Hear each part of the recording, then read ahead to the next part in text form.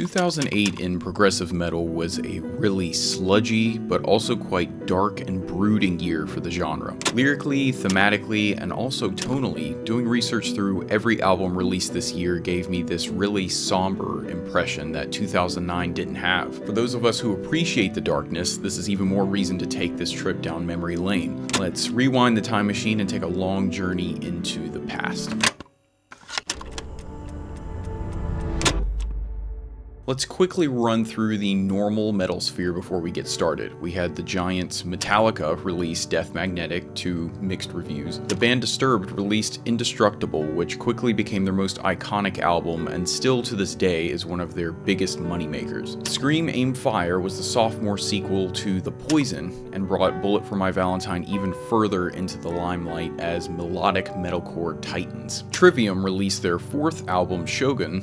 Scott Kelly released The Wake, Sylosis dropped their debut album Conclusion of an Age, and The Sword released their Mythos of Heaviness titled Gods of the Earth. Taking a trip over to deathcore land, Whitechapel's second album This Is Exile also released in 2008, and in July, Chelsea Grin dropped their first EP ever. You can already see how stacked this year was and I haven't even started my list, and the top 5 especially were extremely difficult to rank, so let's go ahead and get into it. Here's my top albums of 2008. Despite being as iconic as they have for the past 30 years, Agalloch has only released 5 total albums over that time. However, in 2008, they released an EP called The White that feels a lot like experimentation without having to constantly build and release these massive songs. While their albums will regularly feature songs 9 minutes long and well above, their EPs seem to be reserved for the shorter, more spontaneous ideas. Here they play with acoustic guitar, piano, and these ideas that feel like looking through a great artist's sketchbook. You're just seeing these brief sketches that could build into something bigger, but they've chosen to keep them as the rough ideas they started as, and I think that's something beautiful.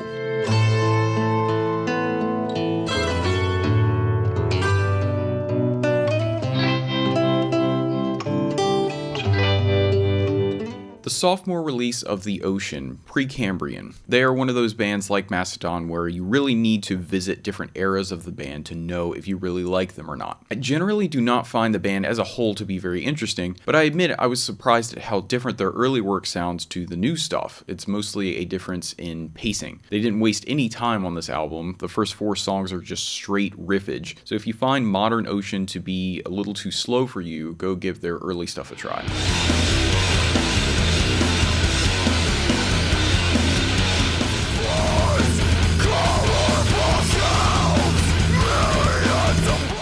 Post-metal kings from Sweden, Cult of Luna, released their album Eternal Kingdom in 2008, and it's just as sludgy, heavy, and powerful as all of their other albums. While Cult of Luna has never truly gripped me like some of the other artists on this list have, I can appreciate their very masterful art of building a song towards a really powerful climax. If you love the slow burn songs, the ones that start slow and build into extremely heavy, distorted chords with these deep bellows that shake you to the core, then you probably already know about this band, but I'm telling you anyways just to get the point across.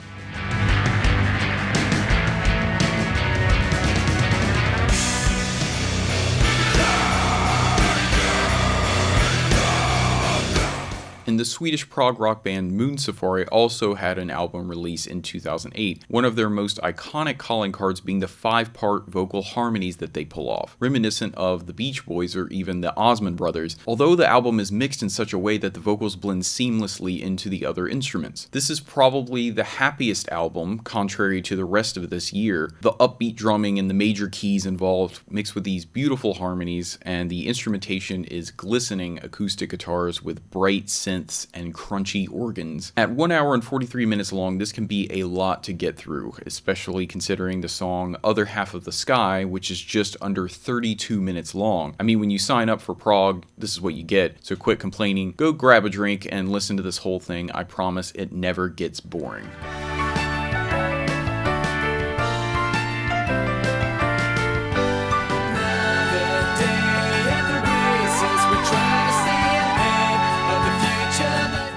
Going into the top 20, Intronaut released Prehistoricisms and really defined themselves in the genre with their sludgy sound and just relentless, ever-changing rhythms. I personally didn't start paying attention to them until their next album, Valley of Smoke, but this one is a solid album with some really incredible fretless bass work. I think this might be their most characteristic sound because they bring the sludge, but it's not sticky, it's not slow and methodical, it's sort of sporadic and vibrant. It really makes this beautiful blend of progressive rhythms with the sound of a heavier and slower band to polish it off.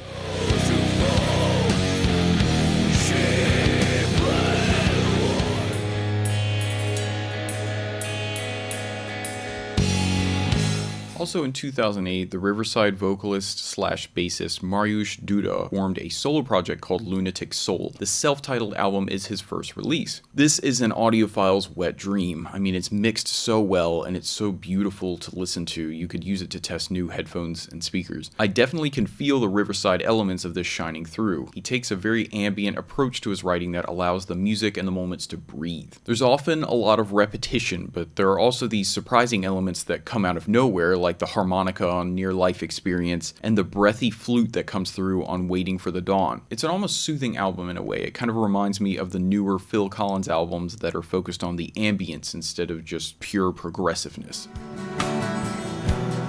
See the shadows of our own.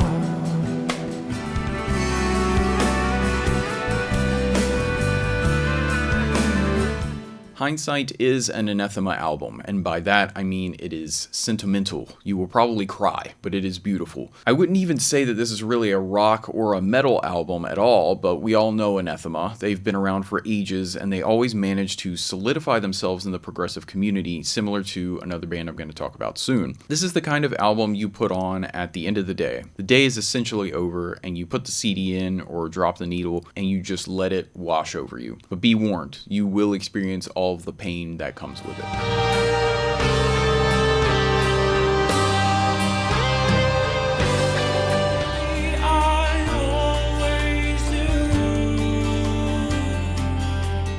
The third project of Swedish progressive rock group Car Mechanic, called Who's the Boss in the Factory, made a big splash in 2008, featuring a few members from the band The Flower Kings that you guys will know very well. This album makes no mystery of its progressiveness, starting off strong with a just under 20-minute song, and then in a moving pictures fashion finishing with 5 much shorter songs. While they're obviously influenced by classic progressive rock acts from back in the day, it actually managed to feel fresh. Instead of trying to push the virtuoso elements and leaning on showmanship, these songs are genuinely beautiful. The second half of Eternally specifically builds into a dramatic crescendo that could be a modern Bond theme. It doesn't matter.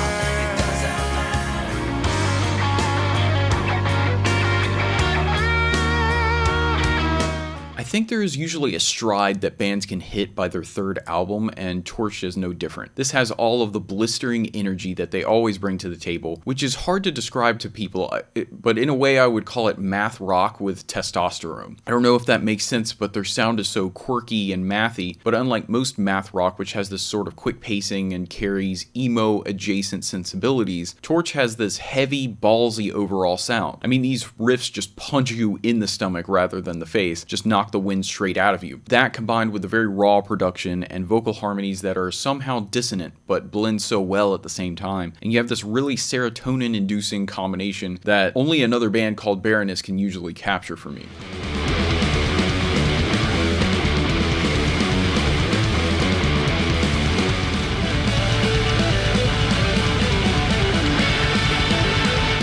Ihsahn has always been sort of an underrated staple in metal, where everyone knows him, but he's never at the front of the line when it comes to recommendations. But I almost feel like he would like it that way. There's something special about being part of the old guard, but also being extremely influential in the genre, but not someone that most people would notice on the street. And he has such a recognizable voice, especially his wailing screams, that really grab you by a chokehold when you hear them. He's also one of the few brave black metal artists who managed to break free of the restrictions and allow himself to experiment with orchestral instruments and different compositions. Ultimately, at the end of the day, Ihsahn is just Ihsahn and only seems to follow the rules of his creation. For that, I respect him because he is quite talented and skilled at what he does. As the sun returns from the shades of night.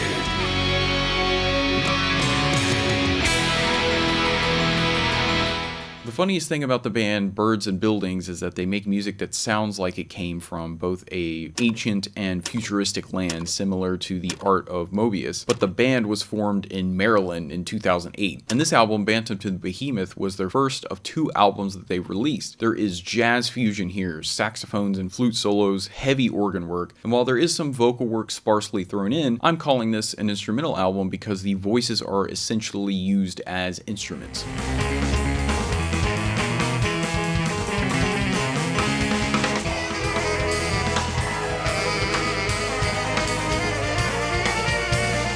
And on the more math rock side of the music world, a band called This Town Needs Guns released their first album, a self-titled piece that took the genre by storm. You get the melancholy and chord structures of indie rock blended with the rhythmic technicality of math rock. While they're certainly difficult to play, melodically the songs are actually very simple, so the end result is a quite relaxing album to listen to that ends up feeling like nostalgia being directly injected into your veins. It has also aged extremely well over the years. I would suggest a revisit to this album if you get a chance. I'm not having her anymore.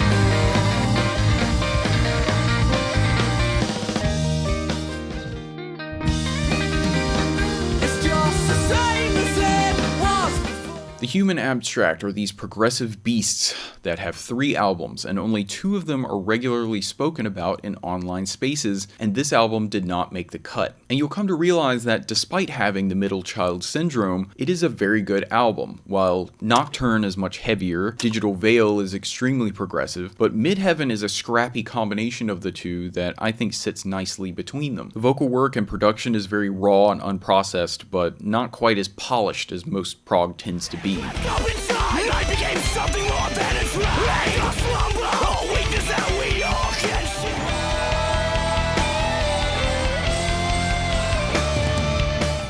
I wish you guys could have seen my face because the first 2 songs on this album are very low-key, pensive, somber, and in classic Wilson fashion, but then he ends the song Abandoner with the most intense guitar chords out of nowhere, and my eyes just got so wide the first time I heard this. And Wilson is the king of doing this. He does it in the next song, Salvaging, and we go for a very tame song into this beautiful violin section, and then suddenly we're in this harrowing, dissonant section that sounds straight out of a horror movie, and the climax of Significant Other gave me chills. I think Wilson will go down in history, not only for his work remastering and mixing these older prog masterpieces, but for making his own as well. And it might take years, but I think the public will look back even more fondly on him than they do now. His music will age very well, mark my words.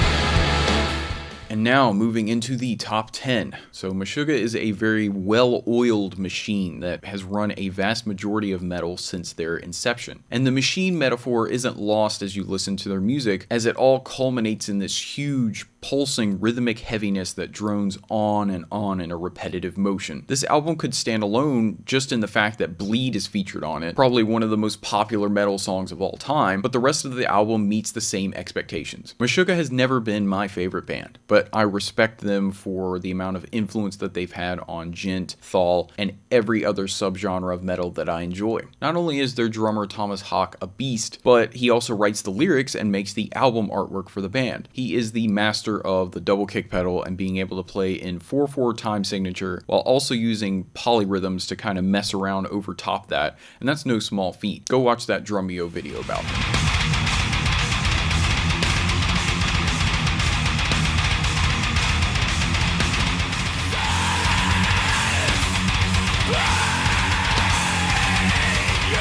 Reign of Kendo reminds me of Tigran Hamasyan or Mir that are not technically progressive metal or rock, but share so many elements with it that they are often adjacent to or adopted by these genres. In 2008, they released Rhythm, Chord, and Melody, their first full-length album, and at the time they were only a 5-piece band. However, in about 2017, they had morphed into a 9-member powerhouse. Kendo was actually formed after the band This Day and Age went on infinite hiatus, and this album is so beautiful. It's jazzy, often piano driven, and it's one of those albums that is proggy but that you wouldn't be embarrassed to play around your normie friends. Extremely talented musicians who also have great sensibilities when it comes to melody and rhythm and chords. The morning of Christmas has arrived and it's due time.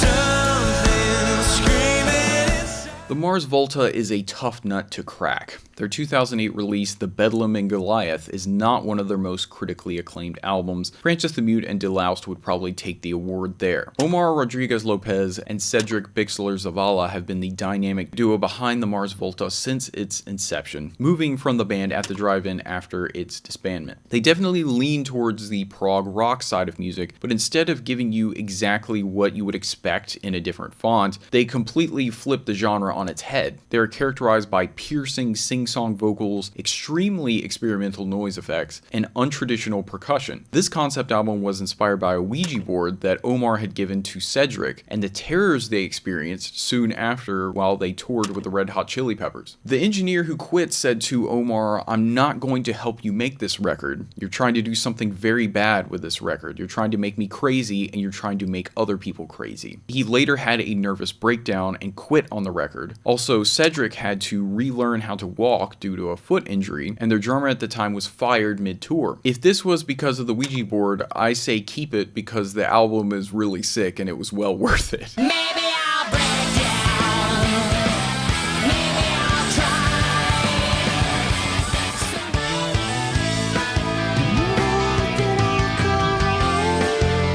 Number 7, 01011001 by Ayreon. All of your favorite singers are featured on this album. Arjen Lucassen once again stacks his roster with the best team that he could have imagined in order to better secure his victory, and it works every time. While the lyrics can get a little cringy, this story is quite interesting. It's about an alien race from planet Y who cannot experience emotions in exchange for being immortal through technology that has essentially enslaved them. He is a lover of sci-fi, as you can tell by every concept album, and he even made a side project supergroup called Star One, which every individual song is conceptually based off of a different sci-fi story. But this album is iconic for so many reasons. Even if you think this is all corny sounding, I'd highly suggest giving it a shot. Call your thoughts, come to you in waking dreams. As it passes you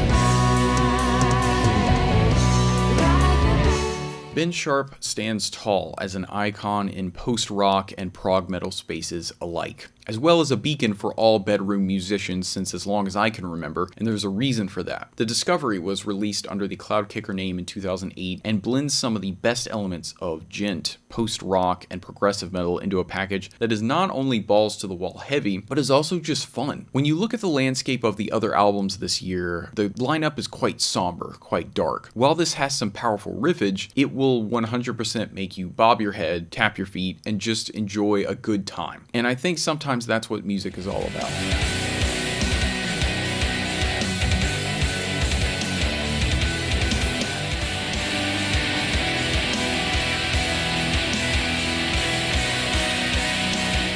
Moving into the top 5, this is where it got really difficult for me. I had to put Traced in Air by Cynic at number 5. The amount of not only influence but power that Cynic has given to the entirety of progressive metal can never be overstated. These guys went from getting booed opening for Cannibal Corpse to literally paving the way for death metal to open its arms to new and exciting possibilities. And while their album Focus is the rebellious middle finger to a rebellious middle finger of a genre, but not even out of hatred, more like a loving middle finger, Traced in Air, I feel, is the perfect synopsis of what Cynic did. All of their albums are so vastly different, although you can always tell that Cynic made them, but you've never heard someone say, oh, here we go again with the normal Cynic stuff. That doesn't even mean anything. Carbon-Based Anatomy being a close second, this is my favorite Cynic work. All of the songs are really catchy, but also just haunting in how weird they are. It almost feels like you found a warped cassette sent to Earth by an alien race and you're discovering what their music sounds like.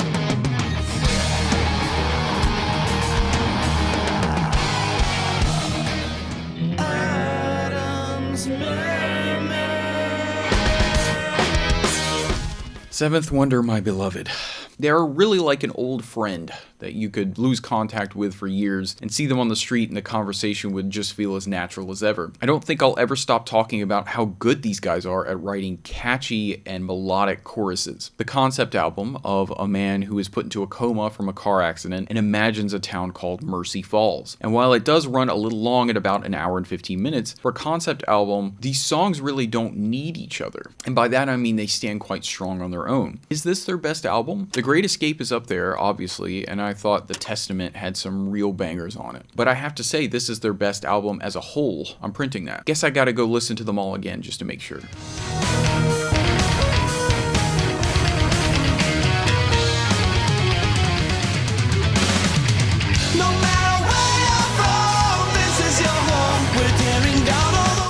Number 3, we have Watershed by Opeth. Some people read horoscopes to find your personality, some try Myers-Briggs, but the more intelligent among us will simply ask you what your favorite Opeth album is. Anyone who has paid attention to me speaking of this band knows that I don't stray from Opeth at all, and I think their progression was something necessary for the band. However, pausing in 2008, right as the transition is about to happen, we have the Watershed moment, which is unsurprisingly my favorite Opeth album. The first song I fell in love with of theirs was The Lotus Eater, and it still remains my favorite. The organ solo into the guitar solo on Burden gives me absolute chills every time, and Porcelain Heart with its somber, brooding repetition. Opeth to me doesn't sound like progressive metal, but instead it sounds like progressive rock that got blended with metal. And I don't know how to explain that, but I hope some of you will understand. This album is the perfect blend of everything that Opeth is capable of, and that's why it's so high on this list.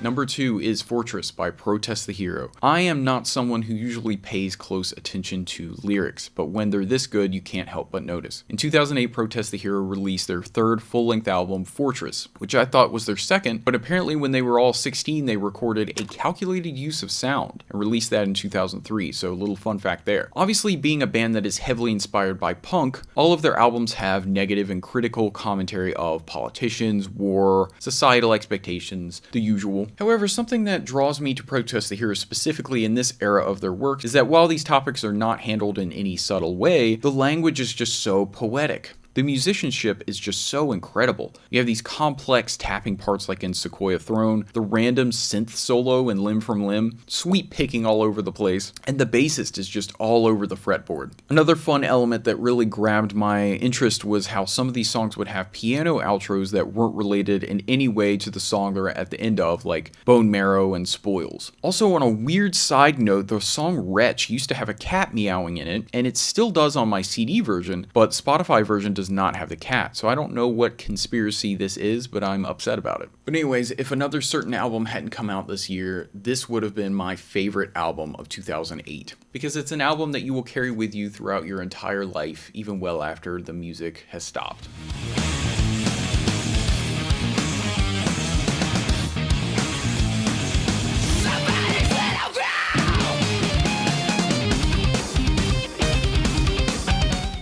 Here is the album that defeats all the others from 2008. Yes, it is one of my favorite bands of all time, the French powerhouse Gojira, with their release The Way of All Flesh. While this isn't my favorite album of theirs, yes, that means they will probably be winning another undisclosed year in review. More to come, please subscribe. This album features one of my favorite songs of all time, The Art of Dying. Gojira is my favorite riff-making machine, and this album is no stranger to the nastiest chugs that you will ever experience. This paired with Joe's broken scream over the top, and of course Mario's drumming, which is literally impossible for anyone else to do, except Luigi, surprisingly, and you have a recipe for the heaviest album possible. Joe once said that the way he makes a song is that he gives all of the difficult work to Mario, and then the rest is carried by the rest of the band, and sometimes I truly believe that. The environmental brutality of the lyrics combined with these elements, and also the indisputable fact that Gojira started as Godzilla, which was a very death metal band. We have all listened to their early tapes and we know this for a fact. And out of all their albums that came after these early tapes, The Way of All Flesh is the heaviest of them all. I don't mind the new direction that they've taken, but this album will always hold a special place in my heart.